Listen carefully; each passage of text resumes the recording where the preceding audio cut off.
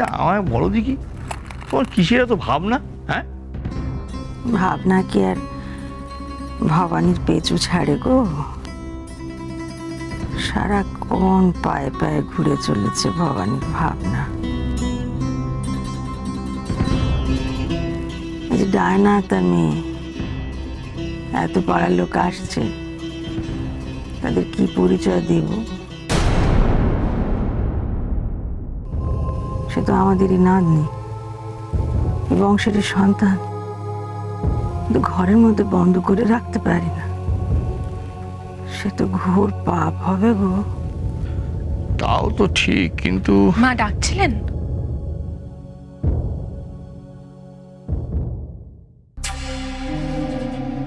হ্যাঁ বড় বৌমা, একটা দরকারে তুমি ডেকেছিল।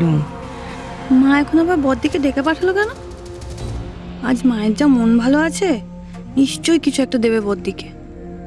উফ, বড়দি না খুব চালাক, লুকিয়ে লুকিয়ে সব কিছু ঠিক বাগিয়ে নেয়। আমিও ছাড়বো না, ছেলের মা বলে কথা।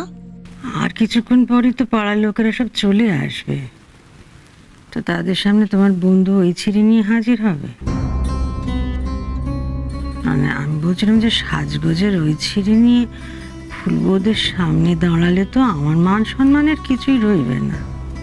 হ্যাঁ, শুভ কাজে তো আমাদের এখানে ওই সমস্ত পোশাক পরা চলে না।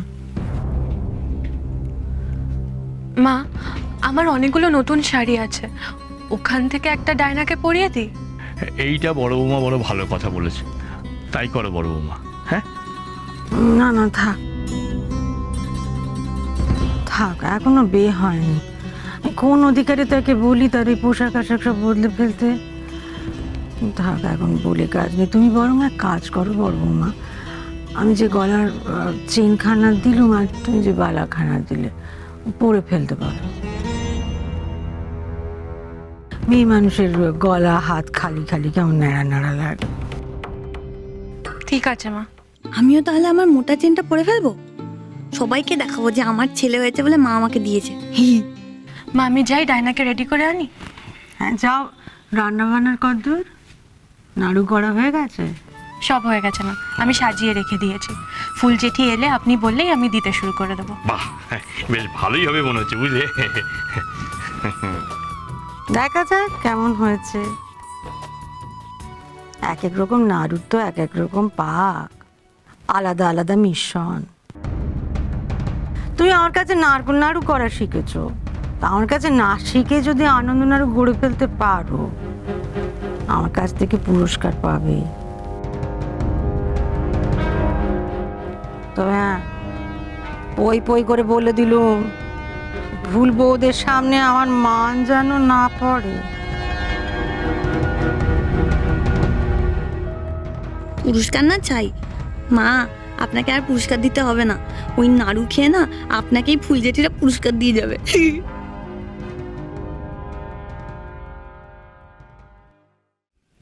এত সাজছিস কেন তুই?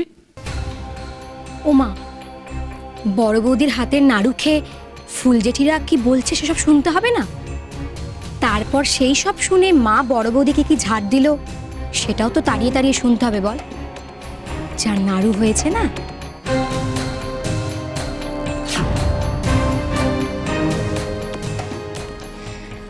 আমার বিয়ে পরীক্ষা নিয়ে বড় বৌদি যেসব ঘোটালা করলো, তারপর থেকে বড় বৌদিকে আমি একদম সহ্য করতে পারি না।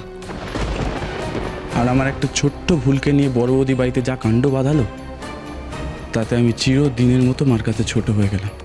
সে তুই ভালো বলি ছেড়ে দিয়েছিস? ছেড়ে আমি আর দেব না, প্রতিশোধ আমি নেবই। সুযোগ চাই, একটা সুযোগ।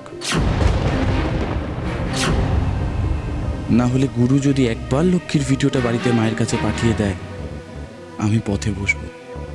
সেটা আমি হতে দেব না বড় বৌদি।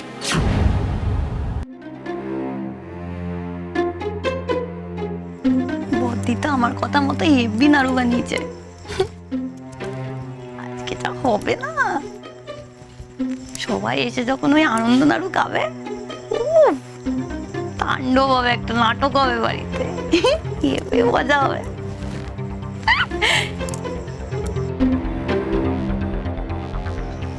আই বাস।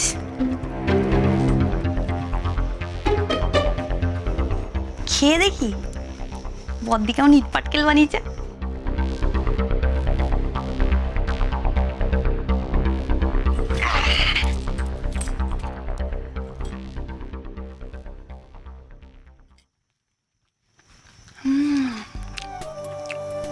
আহা, একদম মায়ের হাতের নাড়ু।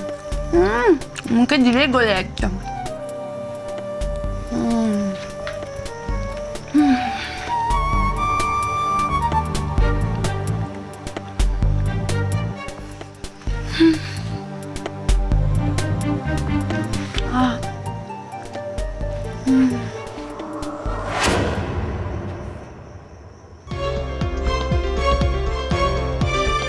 এটা কি করে হলো? তুই ইট পাটকেলের মতো হওয়ার কথা ছিল, এটা নরম হলো কি করে?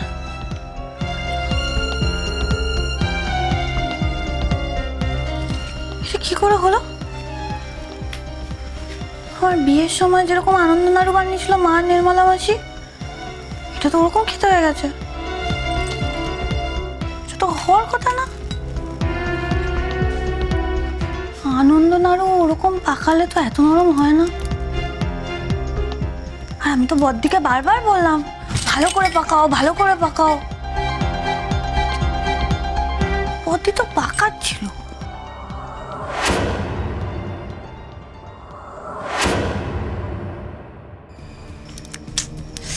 বুঝতে পারছি না, মাথার উপর দিয়ে বেরিয়ে যাচ্ছে তো। কিছু একটা গন্ডগোল আছে। কিন্তু এত ভালো নাড়ু তো ফুলজেঠিদের খাওয়ানো যাবে না। আসল নাড়ুগুলো কোথায়?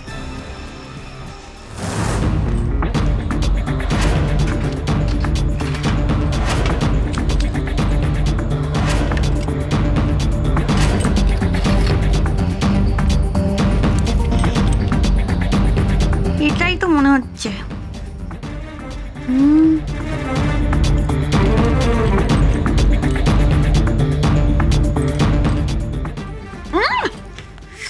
বাপরে বাপ, একেবারে স্টোন চিপ।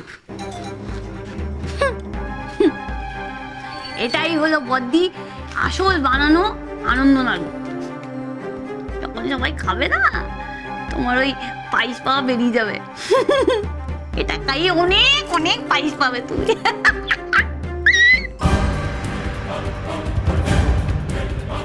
এগুলো কি করি?